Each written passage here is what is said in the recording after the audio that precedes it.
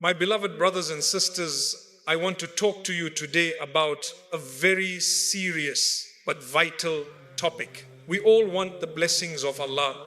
Every single one of us prays, works hard, and makes dua, hoping that the mercy and grace of the Almighty will descend upon us, upon our families, and upon our careers. But sometimes we feel like a blockage exists. It's like we're driving with the handbrake on. We're doing good deeds, but the progress, the peace, and the abundant blessings we yearn for just aren't materializing. I'm going to be very direct with you today. Sometimes the problem is not a lack of prayer, the problem is the company we keep. Your environment is more influential on your spiritual state than you may realize. You must be prepared to make painful decisions if you truly want to unlock the door to Allah's blessings. I'm talking about 3 types of people you absolutely must cut off from your close circle, or at least keep at a safe distance if you are serious about your future in this life and the next. My dear respected brothers and sisters, let us take a deeper look at this first category, because it is perhaps the most deceptive and the most dangerous to your spiritual journey. We are talking about the individual, the companion, the friend who actively, perhaps even cleverly, undermines the sincerity of your repentance. You see, the moment you decide to turn back to Allah, that decision, that moment of Tawbah is the single greatest spiritual victory you will ever achieve. It is a moment of light penetrating the darkness, a moment of profound courage. You stood up, you looked at your mistakes, and you consciously said, for the sake of Allah, no more. That is a powerful transaction between you and the Almighty. Shaytan hates that moment. He absolutely loathes it. And so, Shaytan works. If he cannot directly stop you, he uses proxies. And who is the most effective proxy? The one you trust, the one you feel comfortable with, the one who shares your history. This is the old friend we speak of. Imagine, you've decided to stop listening to forbidden music. You've cleared your phone. You've put on an Islamic lecture, and you feel that beautiful, calm peace of the Iman starting to settle in your heart. Then the phone rings, or you meet them, and what is the first thing they do? They don't congratulate you, they question you. They say, what's with the sudden change? Are you a sheikh now? Are you becoming too extreme? Or they'll play that very song you just deleted with a knowing wink and say, come on, just for old time's sake, it's only a bit of fun. Allah's forgiving. My beloved people, this is not friendship, this is sabotage. Think about the psychology of this person. When you change for the better, you hold up a mirror to their own life. Your goodness illuminates their stagnation. Your new path highlights their continued choice of the wrong road. They don't want to follow the light, and they certainly don't want to walk alone in the dark. So, what is easier for them? To change their whole life? No. It is much easier to pull you back, to drag you down to their level so they can feel comfortable again. They don't want to lose their partner in crime. And the words they use are designed to shatter your tawbah when they bring up your past sins, saying, who are you trying to fool? We remember what you were doing last week. They are trying to inject despair into your heart. They are trying to make you doubt Allah's infinite mercy. The Prophet, peace and blessings be upon him, taught us that the one who repents from sin is like one who did not sin at all.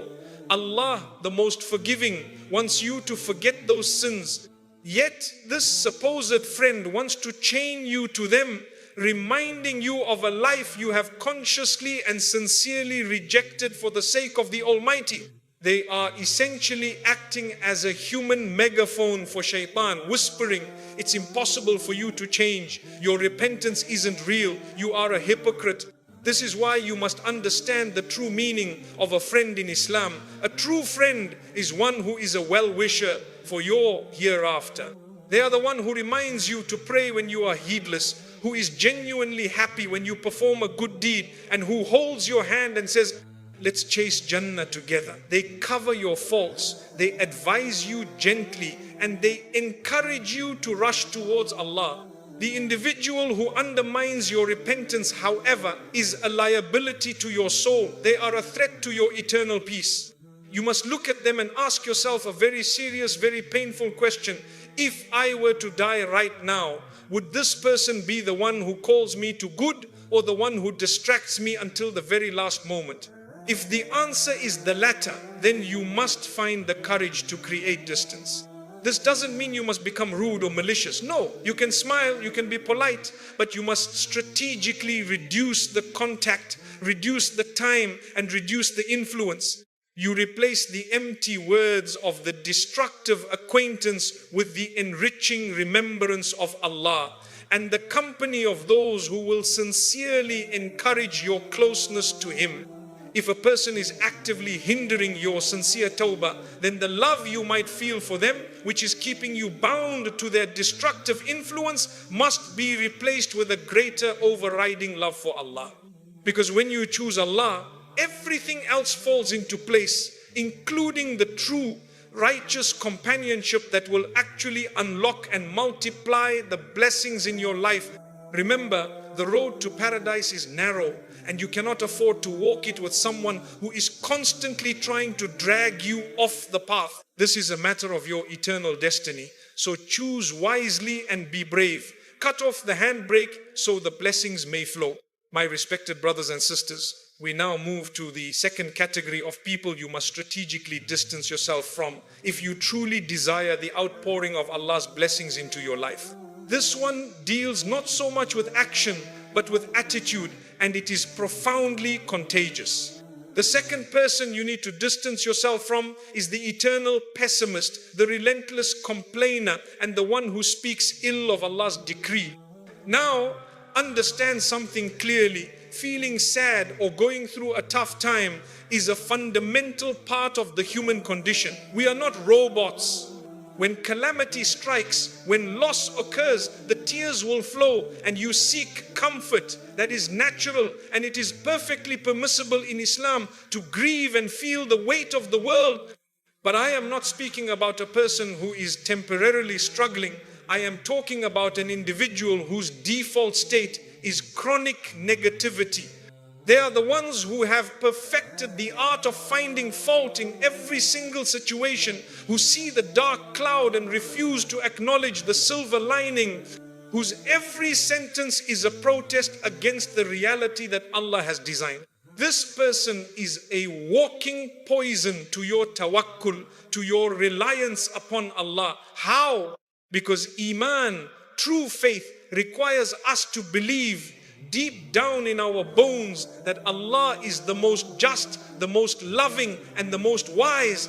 It requires us to affirm that whatever comes our way, the comfort, the pain, the abundance, the scarcity, is ultimately a design from a master creator, and there is an inherent wisdom in it, even if we cannot perceive it with our limited human minds. The complainer, however, constantly violates this core belief. When they get a promotion, they complain it should have been better. When they have good health, they complain about the tiny ache that prevents perfection. When they receive rain, they complain it is ruining their plans. When you see a person whose lips are constantly curled in dissatisfaction, whose tongue is always active in ingratitude to the Almighty, they are in effect creating a barrier to Allah's grace. And this is where the danger comes for you. Negativity is spiritually infectious. You see, when you spend time with this individual, their perpetual gloom starts to dim your own light. You might walk into a gathering feeling energized and grateful, having just thanked Allah for your simple blessings, for your sight, your health, your shelter. But within 15 minutes of listening to the professional complainer, you start absorbing their poison. They focus so intensely on what is missing, what is wrong, and what is unfair, that you start looking at your own life through their distorted lens. Suddenly, your own simple blessings feel inadequate. The job you were grateful for now seems tedious, and the house you loved now seems too small. This is a direct attack on shukr, on thankfulness. And my beloved people, thankfulness is the key that unlocks the treasury of divine blessings.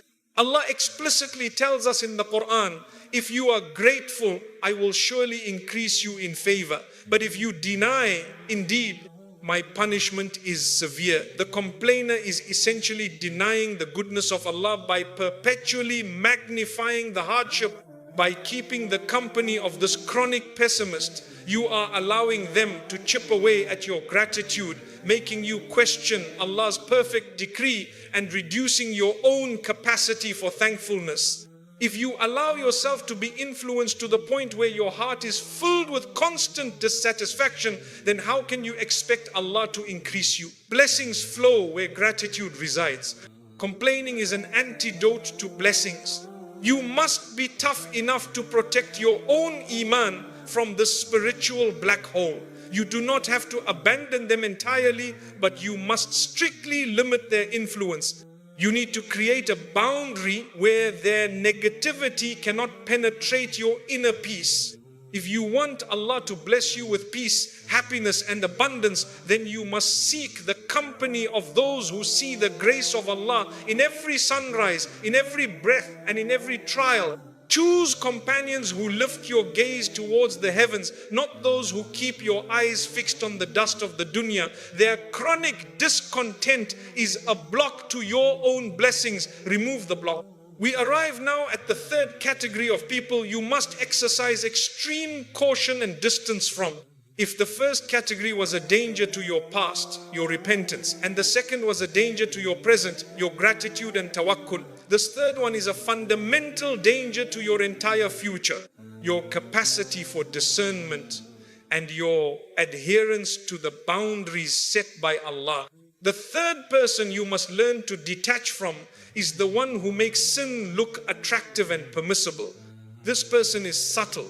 They are often charismatic, often friendly, and they are usually experts in rationalization. They are not necessarily the one tempting you into the major, blatant sins that scream disobedience. No. The danger of this individual lies in their ability to normalize what Allah has forbidden, to blur the sacred clear lines of the Sharia and to make the slippery slope look like a gentle path. Think about the way they speak. They are the masters of the loophole, the specialists in justifying the morally gray area. They take the black and white clarity of Islamic guidance and introduce shades of ambiguous gray, constantly looking for the easiest way out of a divine command. They are the ones who gossip relentlessly about a person and then tell you, well, it's not really riba, backbiting, because what I'm saying is actually true. So it's just reporting facts. They use a half-truth to justify a full-blown sin that can eat away at the deeds of a righteous person on the day of judgment. They are the ones who engage in dubious interest-based transactions, the ones who cut financial corners and then confidently declare everyone does it. This is just the way the world works now. You have to be smart, you have to be practical. They are providing you with an excuse to abandon the caution and piety that Allah demands in our daily dealings. They are the ones who treat their prayer with incredible laziness, constantly delaying it past its prescribed time. And when you gently advise them, they reply with a shrug, Allah is forgiving. He knows my heart, I'll make it up later. My dear people, this constant exposure to the casual attitude towards sin is the real poison. It is a slow spiritual erosion. When you are frequently around someone who treats Allah's commands as optional suggestions, your heart starts to absorb that casualness. Your conscience, which is your internal spiritual alarm system, begins to dull. That strong sense of shame or haya that a believer should feel when approaching a forbidden act starts to fade away. The biggest tragedy here is that this person strips the sin of its perceived heaviness. They replace the fear of Allah with a misplaced casual reliance on His forgiveness without fulfilling the conditions for that forgiveness. They are essentially leading you to become heedless. When you become heedless, you lose your spiritual alertness. You stop guarding your eyes, your ears and your tongue. You stop questioning whether something is right or wrong because the prevailing environment has already deemed it fine.